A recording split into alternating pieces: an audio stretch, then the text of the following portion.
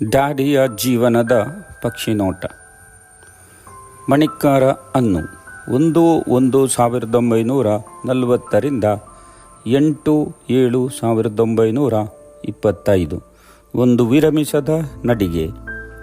ಅನ್ನು ಗೋಪಾಲನಾಗಿ, ಗೋಪಾಲಣ್ಣನಾಗಿ, ಗೋಪಾಲರಾಗಿ, ಡ್ಯಾಡಿಯಾಗಿ, ಮಣಿಕ್ಕಾರ ಶಾನುಭಾಗರಾಗಿ, ಕೃಷಿಕನಾಗಿ, ಸಾಹಿತಿಯಾಗಿ, ಸಂಗೀತ ಪ್ರಿಯನಾಗಿ, ಕಪ್ಪು ಬಿಳುಪು cinema ಯುಗದಿಂದ CD VCRನಿಂದ ಆಲೆಸ್ಕಾದವರೆಗೆ ಬಂದ ಪರಿ ಅದನ್ನು ತಾನು ಮೊದಲು ಸವಿದೆ ಎಂಬ ಸಂತಸ ಬೇರೆ ಒಂದೇ ಎರಡೇ. ಇದನ್ನು ಬೊಗಸೆಯಲ್ಲಿ ಬಂಧಿಸುವುದು ಸಾಗರದ ನೀರನ್ನು ಕೈಯಲ್ಲಿ ತೆಗೆದಷ್ಟು. ಎಂದೂ ವಿರಮಿಸದ ಜೀವ, ಇನ್ನೊಬ್ಬರನ್ನು ವಿರಮಿಸಲು ಬಿಡದೆ, ಕರ್ತವ್ಯ ಪ್ರಜ್ಞೆ ಮೆರೆಯದೆ, ಸಾಲದ ಸುಳಿಗೆ ಸಿಲುಕದೆ, ತಂದೆ ಕೊಟ್ಟ ಅಷ್ಟೂ ಭೂಮಿಯನ್ನು ಅಭಿವೃದ್ಧಿಪಡಿಸಿ, ಮಕ್ಕಳ ಮದುವೆ ಪೂರೈಸಿ, ತನ್ನ ಮನೆ ಜವಾಬ್ದಾರಿ ಮುಗಿಸಿ, ಮತ್ತೆ ಸಮಾಜದ ಕಡೆಗೆ ಮುಖ ಮಾಡಿ, ಬೆಳ್ಳಾರೆ ದೇವಸ್ಥಾನ, ವಿಷ್ಣುಮೂರ್ತಿ ದೇವಸ್ಥಾನ, ಮಂಗಳೂರು ರಥ ಬೀದಿಯ ರಥ, ಜಲದುರ್ಗೆಯ ರಥ ಇವುಗಳೆಲ್ಲ ಸಾರಥ್ಯವನ್ನು ನೀಡಿ ಸಮಾಜದ ಎಲ್ಲ ಕ್ಷೇತ್ರದಲ್ಲಿ ತನ್ನ ಅಚ್ಚಳಿಯದ ಛಾಪು ಮೂಡಿಸಿ, ನಾನಿನ್ನು ಹೊರಡುವೆ, ಮತ್ತೆ ಮಣಿಕಾರದಲ್ಲಿ ಪುಟ್ಟ ಮಗುವಾಗಿ ಬರುವೆ ಎಂದು ನಮಗೆಲ್ಲ ಹರಸುತ್ತಾ ಸುದೀರ್ಘ ಪಯಣಕ್ಕೆ 8/7/25 ಕೊನೆ ವಿರಾಮ.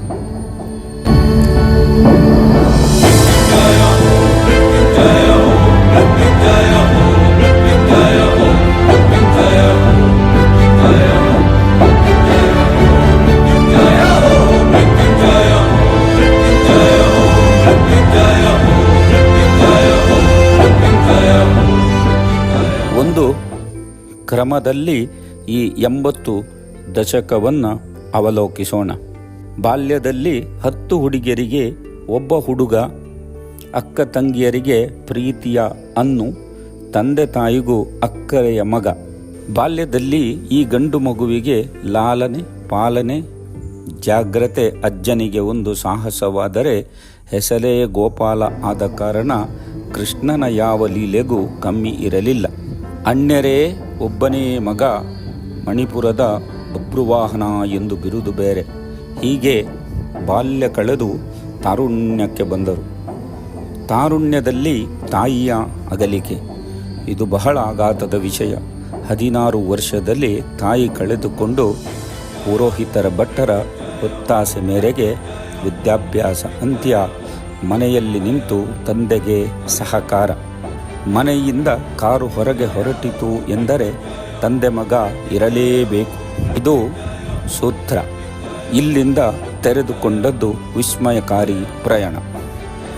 ಈ ಹಂತದಲ್ಲಿ ಮೊದಲು ಮನೆಗೆ ವಿದ್ಯುತ್ ಡೈನಮೋ ಅಳವಡಿಕೆ, ಕೃಷಿಯನ್ನು ತಂತ್ರಜ್ಞಾನಕ್ಕೆ ತೆರೆಯುವ ಸಾಹಸ. 60ರ ದಶಕ. ಆಗ ಅಡಿಕೆಗೆ ನೀರು ಹಾಕುವುದು ಬಹಳ ಕಷ್ಟ. ಹಾಗೆ ಮೊದಲ ಬಾರಿಗೆ GI ಪೈಪ್ ತಂದು ಸ್ಪ್ರಿಂಕ್ಲರ್ ಅಳವಡಿಕೆ. 70ರ ದಶಕದಲ್ಲಿ ವಿದ್ಯುತ್ ಪಂಪುಗಳ ಪರಿಚಯ. ಭತ್ತವೇ ಹೆಚ್ಚಿದ್ದ ಕಾಲದಲ್ಲಿ ಎತ್ತಿನಿಂದ ಟಿಲ್ಲರ್ಗೆ, ಭತ್ತದ ಗದ್ದೆಯ ಉಳುಮೆಯ ಬದಲಾವಣೆ, ಭತ್ತ ಹೊಡೆಯಲು ಥ್ರೆಷರ್ ಮತ್ತು ಅಕ್ಕಿ ಮಾಡಲು ಹಲ್ಲರ್.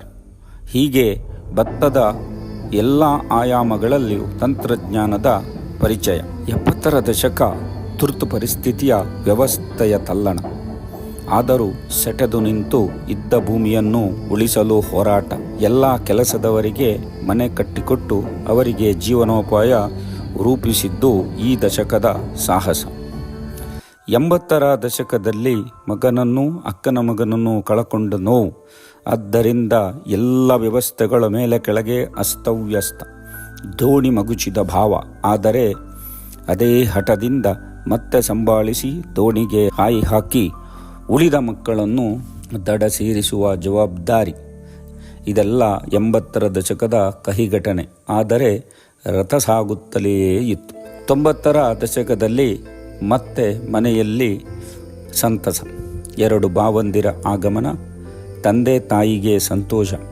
ಹೀಗೆ 1991ರಿಂದ 1999ರವರೆಗೆ ಎಲ್ಲ 6 ಜನ ಮಕ್ಕಳ ಮದುವೆ, 4 ಸೊಸೆಯಂದಿರು ಮನೆಗೆ ಆಗಮನ, ಮೊಮ್ಮಕ್ಕಳೊಂದಿಗೆ ಆಟ, ಟಿವಿ, ವಿಡಿಯೋ, ಹೀಗೆ ಮನೆಗೆ ಮಾತ್ರ ಸೀಮಿತ. ಜಗಲಿಹಾರಿ ಗಗನಹಾರು ಎಂಬಂತೆ 2000ದಿಂದ 2020ರವರೆಗೆ ಒಂದೇ ಸೂರಿನಡಿ ಮಕ್ಕಳು ಮರಿಮಕ್ಕಳು, ಎಲ್ಲ ದೊಡ್ಡ ಮಡಿಕೆಯಲ್ಲಿ ಅನ್ನ, ಹೊರಗೆ ಚಾವಡಿಯಲ್ಲಿ ಕೂತು ಎಲ್ಲ ವಿಚಾರಗಳ ಪರಾಮರ್ಶೆ. ಈ ಮಧ್ಯೆ ಪತ್ನಿಯ ಅಗಲಿಕೆ, ಅದರ ನೋವುಂಡು ಮಕ್ಕಳಿಗೆ ತಾಗದಂತೆ ನೋಡಿಕೊಂಡು ಸಾಹಿತ್ಯ, ಸಂಗೀತ, ಸಾಮಾಜಿಕ ಕ್ಷೇತ್ರಕ್ಕೆ ತೆರೆದುಕೊಂಡು ಅಲ್ಲಿ ತನ್ನ ಛಾಪು ಮೂಡಿಸಿದ್ದಾರೆ. ಈ ತನ್ಮಧ್ಯೆ ಹಲವಾರು ಪುಸ್ತಕಗಳನ್ನು ಬರೆದು ಸಮಾಜಕ್ಕೆ ಪರಿಚಯಿಸಿದ್ದಾರೆ. 2021ರಲ್ಲಿ ಮೊದಲ ಬಾರಿಗೆ ಈ ಜೀವ ಕಾಲು ಜಾರಿ ಬಿದ್ದು, ಆನಂತರ ಭೀಷ್ಮನಂತೆ 3 ವರ್ಷ ಶರಶಯ್ಯೆಯಲ್ಲಿ ಎನ್ನಬಹುದು. ಆದರೂ ಬೆಳ್ಳಾರಿಗೆ ಹೊರಟು ದೇವರನ್ನು ಭೇಟಿಯಾಗಿ ಮತ್ತೆ ಮನೆಗೆ ಬಂದರೆ ತೃಪ್ತಿ. ಒಟ್ಟಿನಲ್ಲಿ ಅವರು ಒಂದು ದಿನ ತನ್ನ ಕಾಲು ನೋಯುತ್ತಿದೆ ಒತ್ತು ಎಂದು ಹೇಳಲಿಲ್ಲ.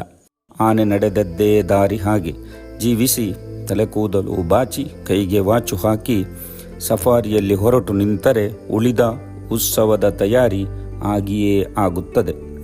ಹೀಗೆ ಶರಶಯ್ಯೆಯಿಂದ ಇಚ್ಛಾಮರಣಿಯಾಗಿ ಮಳೆಗಾಲದಲ್ಲಿ ಮಳೆ ನಿಲ್ಲಿಸಿ ತಾನು ಪಂಚಭೂತದಲ್ಲಿ ಲೀನವಾದರು.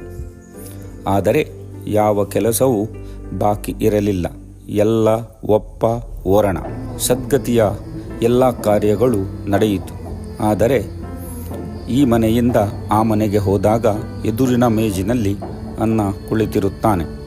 ಸ್ನಾನ ಪಲ್ಲಟ ಆಗಿದೆ, ಎಲ್ಲ ವ್ಯವಸ್ಥೆಗಳು ಚೆನ್ನಾಗಿ ನಡೆಯುತ್ತಿದೆ. ಆದರೆ ಒಮ್ಮೆ ಚಾವಡಿಯ ಮೆಟ್ಟಲ ಬಳಿ ನಿಂತು ಅವರು ಕುಳಿತ ಕುರ್ಚಿಯತ್ತ ನೋಡಿದಾಗ ಮತ್ತೇನೋ ಕಳಕೊಂಡ ಭಾವ. ಆ ಶೂನ್ಯ ತುಂಬಳುಂಟೆ. ಅಣ್ಣ ಆ ಸ್ಥಾನಕ್ಕೆ ಪ್ರಬಲನೂ ಸೂಕ್ತನು. ಆದರೆ ವ್ಯತ್ಯಾಸ ಇಷ್ಟೇ, ದಿಟ್ಟ, ನೇರ, ನಿಷ್ಠುರ ನುಡಿಯ ಆ ತಂದೆಯ ಸ್ಥಾನ ತಾಳ್ಮೆ, ಸಹನೆ ಹಾಗೂ ಎಲ್ಲರನ್ನೂ ತನ್ನ ರೆಕ್ಕೆಯಲ್ಲಿ ಕಾಪಿಡುವ ಅಣ್ಣ. ಈ ಮಧ್ಯೆ ಪ್ರಬಲ ಸೂರ್ಯ ಕಿರಣದ ಆ ತೇಜಸ್ಸು ಮರೆಯಾದದ್ದು ದಿಟ. ಮಣಿಕಾರ ಎಂದಿಗೂ ನಿಮ್ಮದೇ, ಹೀಗೆ ಹೋಗಿ ಹಾಗೆ ಬನ್ನಿ. ಹೊಸ ಬಾಲ್ಯ, ಹೊಸ ಹುರುಪು, ಹೊಸ ತೇಜಸ್ಸಿನೊಂದಿಗೆ ನೀವು ನಮ್ಮನ್ನು ಅಗಲಲಿಲ್ಲ, ಪೊರೆ ಕಳಚಿ ಬರಲು ಕಳಿಸಿದ್ದೇವೆ. ಹೊಸ ಚೇತನದೊಂದಿಗೆ ಪುನಃ ಬನ್ನಿ, ಈ ಊರು ನಿಮ್ಮನ್ನು ಕಾಯುತ್ತಿದೆ.